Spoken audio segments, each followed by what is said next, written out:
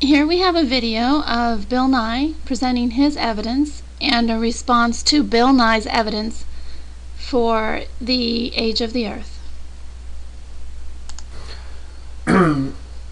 My scientific colleagues go to places like Greenland, the Arctic, they go to Antarctica, and they drill into the ice with hollow drill bits. It's not that extraordinary. Many of you have probably done it yourselves, drilling other things, hole saws to put locks in doors, for example. And we pull out long cylinders of ice, long ice rods. And these are made of snow. And by long tradition, it's called snow ice. And snow ice forms over the winter as snowflakes fall and are crushed down by subsequent layers. They're crushed together and trapping the little bubbles. And the little bubbles must needs be ancient atmosphere. There's nobody running around with a hypodermic needle squirting ancient atmosphere into the bubbles. And we find certain of these cylinders to have 680,000 layers. 680,000 snow, winter, summer cycles. How could it be that just 4,000 years ago, all of this ice formed? Let's just run some numbers. This is some scenes from lovely Antarctic. Let's say we have 680,000 layers of snow ice and 4,000 years since the Great Flood. That would mean we'd need 170 winter-summer cycles every year for the last 4,000 years. I mean, wouldn't someone have noticed that? Wow! Wouldn't someone have noticed that there's been winter, summer 170 times one year? If we go to... Now you are going to see a response to Bill Nye's ice rings for dating. I was preaching in Denver one time, and some guys came to the meeting, and they said, "Hovind, we know you teach the Earth is millions or 6,000 years old. We'd like to prove to you you're wrong. Come with us, please."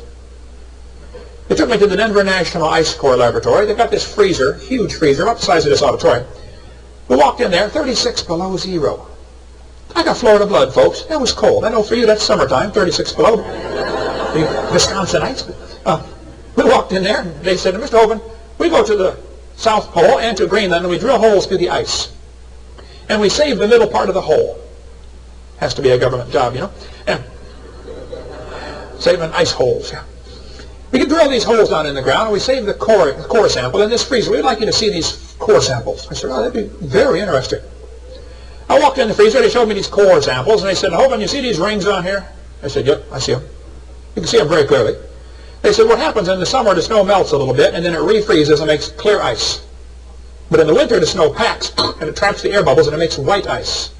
So these rings, clear, it shows up dark here, dark light, represent summer, winter, summer, winter, summer, winter." They said, "Now the deepest hole we ever drilled is 10,000 feet. And you can count the rings, 135,000 of the annual rings. Now why do you go around teaching people the Earth is only 6,000 years old?" I said, "Fellas, aren't you assuming those are annual rings?" So they didn't know about the Lost Squadron apparently, but some airplanes ran out of gas during World War II. It hit a storm, had turned back. They crash landed in Greenland. A rich guy from Kentucky got a brilliant idea to go get those airplanes off the ice. How many have ever heard of the Lost Squadron before? In 1990, they went looking for those airplanes. They found them using ground-penetrating radar because they were 263 feet below the surface since World War II. They found them, used a radar machine, and they located a P-38, and they melted a hole down to get to it. As they melted the hole down, got down deeper and deeper, and they finally hit the airplane, melted a big hole, and took the airplane apart, and brought the pieces up through the hole, took them all back to Middleborough, Kentucky, and put it together. Finally flew in the fall of 2002, I believe, was the first time it flew again. The P-38 from World War II. I talked to the guy who dug out the airplane. His name is Bob Carden. I said, "Now, Bob, that airplane was in the ground for 48 years. It was 263 feet down. That's 5.5 feet a year. The deepest hole the guy's ever drilled looking for ice cores is 10,000 feet. You divide that by 5.5, you get 1,800 years. What happened to the 135,000? Now, I know deeper layers get squished. They turn to glacial firn, okay? So really 44, like the Bible says, 4,400 years, that's plenty of time to account for the ice. So I went and met Bob, talked to him. There's his phone number if you don't believe me. I said, Bob, you dug the airplane out, is that right? He said, yes, sir. There was a crew of us, but I was on that crew. I said, Bob, when you melted down to get to the airplane, did you melt through ice rings? He said, oh, yeah, there were many hundreds of them. I said, wait a minute. How do you get hundreds of annual rings in 48 years? Looks to me like there should be 48 of them. He said, oh, no, there were hundreds. See, those aren't annual rings, folks. Those rings represent, they don't represent summer, winter, summer, winter. It represents warm, cold, warm, cold, warm, cold. You can get 5 of those in one day around here, can't you? Yeah.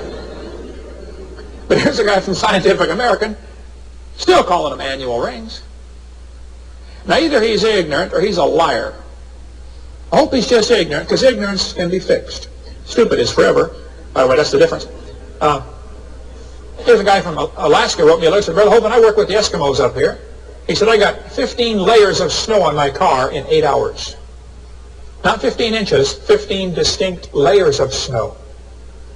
Eskimos have over 40 words for snow. What else is there to talk about? Yeah. I was preaching in Denver one time.